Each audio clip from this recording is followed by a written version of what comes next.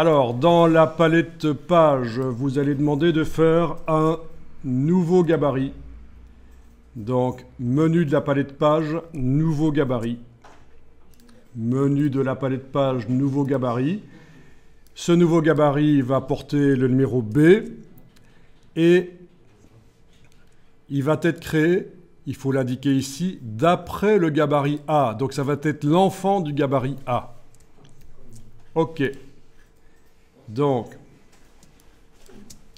vous le voyez, le gabarit B. D'ailleurs, la numérotation dans le gabarit B porte le numéro B. Voilà. La balise s'appelle B.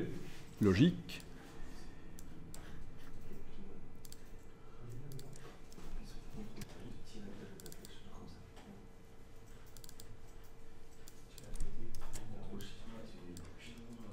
En ce qui concerne son nom, je vais peut-être aller modifier son nom en sélectionnant le gabarit et retourner dans le menu, cette fois-ci jusque option de gabarit pour B gabarit. Et le nom, à la place de gabarit, je vais lui dire que c'est sans filet. Voilà, OK. Il s'appelle sans filet. Et dans ce gabarit B, logiquement, maintenant, je vais supprimer le filet. Ce qu'on voit là vient du gabarit A. D'ailleurs, ça se voit ici. Sur la vignette du gabarit B, j'ai la lettre A. Forcément, c'est l'enfant. Le B est l'enfant du A. Il reçoit tout ce qui est dans le A. Pour pouvoir supprimer une des choses, il faut que je déverrouille. Parce que tout ce qui vient du gabarit A est verrouillé. Et déverrouiller, c'est sur PC, touche CTRL, SHIFT et cliquer. Et je vais ici sur le Mac faire commande SHIFT et cliquer sur le filet là au-dessus. Et il ne veut pas fonctionner. Pourquoi? Si on avait le temps, je vous laisserais chercher, mais dans la palette des calques, c'est parce que le calque qui contient le filet est verrouillé. Voilà, donc je déverrouille le calque, numérotation et filet. Donc c'est CTRL SHIFT clic, commande SHIFT clic sur le Mac, je touche suppression et voilà, le gabarit B n'a pas de filet. Je vais aller voir la page qui posait problème, c'est la page 4 qui utilise le gabarit A. Et je vais déplacer la vignette du gabarit B en cliquant simplement comme ça une fois sur elle. Je vais la prendre et la déplacer sur la vignette de gabarit 4. C'est le gabarit B. Il n'y a pas le filet, ça se voit déjà sous la vignette. Et voilà.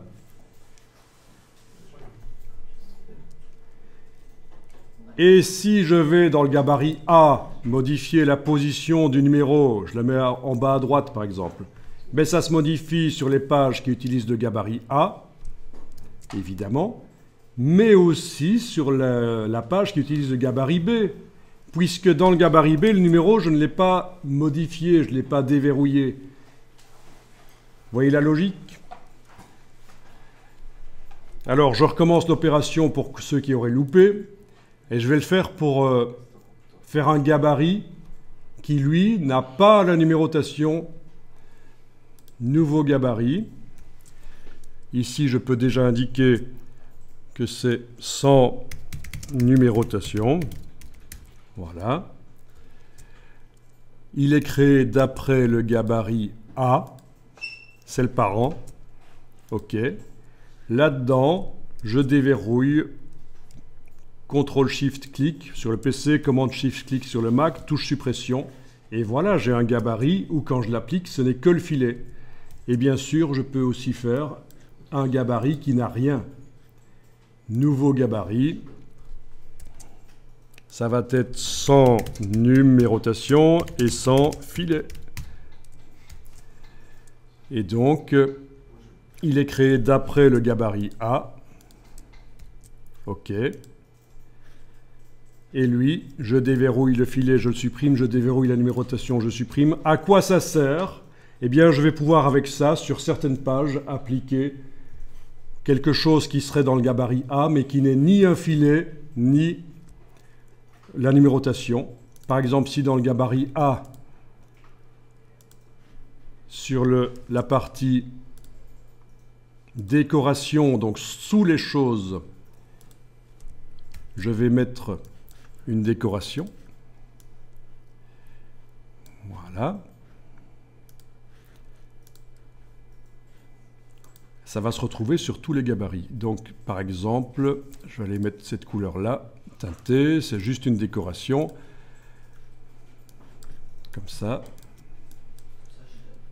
Et donc, on voit le gabarit A répercute sur tous les autres gabarits enfants, B, C, D, cette décoration. Le D n'a que la décoration.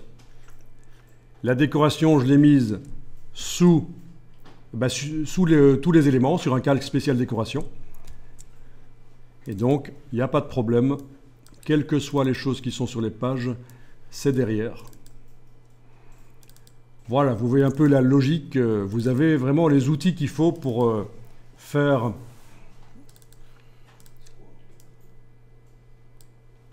des mises en page.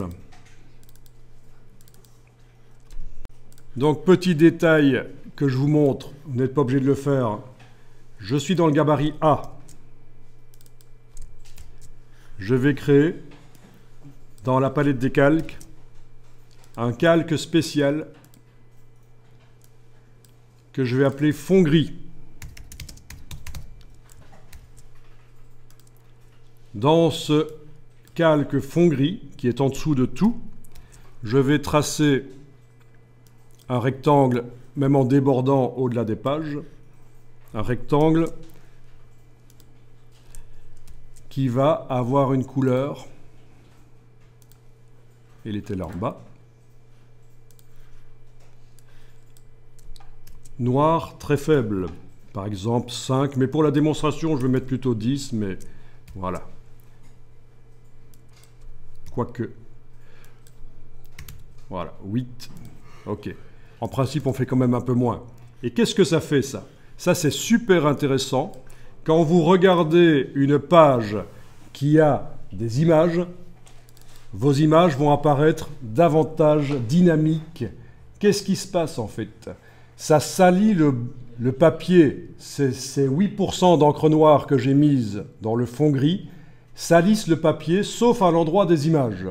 Et donc, les gens qui tiennent le papier en main, la publication, pour eux, le blanc du papier, ben, c'est ce qu'ils voient. Ils considèrent que le blanc du papier, c'est ça. Et il y a quelque chose qui est bizarre à ce moment-là, c'est que dans les images, le vrai blanc du papier apparaît. Et ça donne l'impression que les images sont lumineuses, dynamiques. Ça, c'est quelque chose qui est très souvent utilisé dans les catalogues, dans les portfolios aussi, portfolios de travaux. Sites web aussi font légèrement salis et les images ont l'air de popper, de sortir, surtout si elles ont du blanc. Voilà, et c'est super simple à faire, il faut juste y penser. Je vous montre juste avec et sans. Si j'enlève dans la palette des calques l'œil en face du fond gris, vous voyez sans et vous voyez avec. Donc les images ne se modifient pas, les blancs des images sont plus lumineux, ça se voit surtout sur celle-ci, où on a, voilà. Et évidemment, je l'ai fait un peu trop fort. En réalité, il faudrait quand même y aller mollo. Ceci dit, dans des catalogues de photographes, du fond gris vraiment visible, où ça se voit que c'est un fond gris léger, ça se fait. En plus, ça fait référence aux photographes, tout ce qui est gris. Voilà. Peut-être que juste 4% de noir, ça suffit pour amener ce côté intéressant. Sauvegarder le document.